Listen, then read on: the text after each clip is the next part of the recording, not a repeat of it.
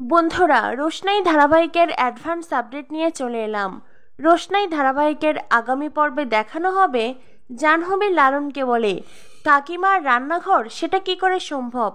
কাকিমা তো কখনো রান্নাই করেনি, এইসব কাজ কাকিমা করতে পারবে না। লালন বলে, তাতে আমি কি করব? ও হ্যাঁ, আমি বরং আপনাকে একটা পরামর্শ দিতে পারি। আপনার কাকিমা যখন রান্না করতে পারবেই না, তো এই কাজগুলো আপনিই করুন। হ্যাঁ হ্যাঁ, এটাই ভালো হবে, আপনি বরং সকলের জন্য রান্না করুন। জাহ্নবী বলে, আমি আমি কি করে এতজনের জন্য রান্না করব? লালন বলে, সেইটা দেখার তো আমার কোনো দরকার নেই। আমার শাশুড়ি মা যদি এতদিন সবার জন্য রান্না করতে পারে, তো আপনারা দুজন মিলে আপনাদের কাকিমাকে সাহায্য করতে পারবেন না? এতদিন আমার শ্বশুর শাশুড়ি অনেক কাজ করেছে, অনেক কষ্ট করেছে, আর নয়। ছোট বলে, তুই ঠিকই বলেছিস লালন, এতদিন তো আমার বড়দার কষ্ট দেখার মতন কেউ ছিল না। সে একাই সব কাজ করে গেছে, কারণ তার কোনো অর্থ ছিল না। সেই জন্য বাড়ির বাজার হাট সব কিছু তার কাঁধে ছিল, তার কাঁধের থেকে দায়িত্ব নেওয়ার মতন কেউ ছিল না। তখনই জাহ্নবী ছোটুকে বলে, আর তুমি তুমি কি করেছো? তুমি তো শুধু এক রেশন তুলতে, তাতেই কি তোমার হাত ক্ষয়ে গেছে ছোটু? তখনই লালন বলে, উনি কি করতেন কি করবে সেটা ওনার ব্যাপার, আপনি বরং নিজের কাজ নিয়ে ভাবুন। আর হ্যাঁ, আমি আরেকটা কথা বলছি, এখন থেকে সপ্তাহে 5 দিন রেশন তুলবে রাজাদা, আর বাকি 2 দিন রেশন তুলবে ছোটু। জাহ্নবী বলে, কি, রাজা 5 দিন তুলবে আর ছোট মাত্র 2 দিন? জাহ্নবী বলে, আচ্ছা কাকুমণি, আমরা কি বাড়িতে একজন কাজের লোক রাখতে পারি না? আরণ্যকের বাবা তখন জাহ্নবীকে বলে, আসলে কি জাহ্নবী, এখন আমার যা অবস্থা, আমি রাখতে পারবো না। এখন যদি রাজা কিছু অর্থ খরচ করে, তবে তোমরা কাজের লোক রাখতে পারো। এরপরে লালন যেটা বলে সেটা শুনে জাহ্নবী অবাক হয়ে যায়। লালন বলে, বাহির থেকে কোনো লোক এই বাড়িতে সাহায্য করতে আসবে না, এই বাড়িতে যারা থাকবে তারাই কাজ করবে, আপনারাই কাজ করবেন। রাজা বলে, এই লালন, তুমি কি ভাবছো? হ্যাঁ, আমি কি বাহিরে গিয়ে বাসা ভাড়া নিয়ে থাকতে পারবো না?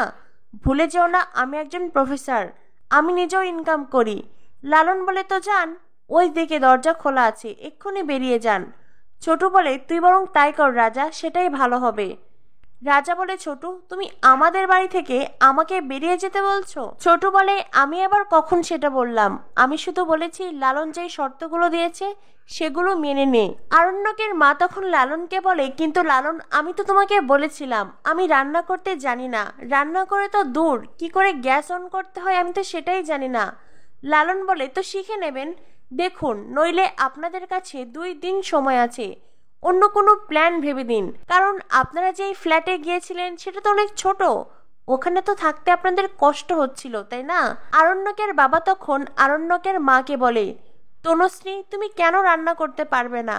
হ্যাঁ মানছি, এতদিন রান্না করনি, বড় বৌদি একাই সব কাজ করেছে, আমার মা ও বড় বৌদি ওরা তো সারা জীবন রান্না করেছে, ওরা যদি পারে তুমিও পারবে, প্লিজ আমার পরিস্থিতি বুঝতে চেষ্টা করো। আরণ্যকের মা তখন চুপ হয়ে যায়।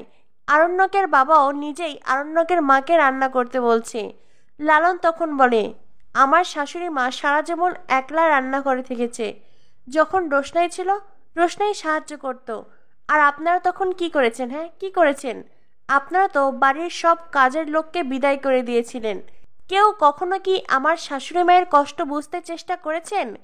আজ নিয়ম উল্টে গেছে, এতদিন আপনারা যেভাবে বেঁচেছেন এখন আমি সেইভাবে বাঁচব, আর আমি যেভাবে বেঁচেছি আপনারা সেইভাবে বাঁচবেন। এখন সব কিছু উলটপালট হয়ে গেছে, তাই পরিশ্রম করতে শিখুন, কাজ করতে শিখুন। বড় মা লালনকে বলে, লালন, এসব কিছুর কোনো প্রয়োজন নেই, আমি এতদিন যেভাবে সব কাজ করেছি এখনো করতে পারবো। লালন বলে, মা, আমি তো বললাম এই বাড়ির কেউ যদি আমার কথা না শুনে তো দরজা খোলা আছে, সে যেন বেরিয়ে যায়। লালনের শর্ত শুনে আরণ্যক মনে মনে ভীষণ খুশি। লালনের প্রত্যেকটা কথা, প্রত্যেকটা শর্তই আরণ্যকের কাছে পারফেক্ট মনে হয়। এতদিন বাড়ি নিয়ে অনেক বড়াই করেছে, বাড়ির মালিক সেজে বড় মা, জেঠুমনি সবাইকে কাজের লোকের মতন ট্রিট দিয়েছে, আর এইবার তারা নিজেরাই হয়েছে কাজের লোক। তো বন্ধুরা, জমে উঠেছে রোশনাই ধারাবাহিক। রোশনাই ধারাবাহিকের পরবর্তী আপডেট পেতে আমাদের সাথেই থেকো। ধন্যবাদ সবাইকে।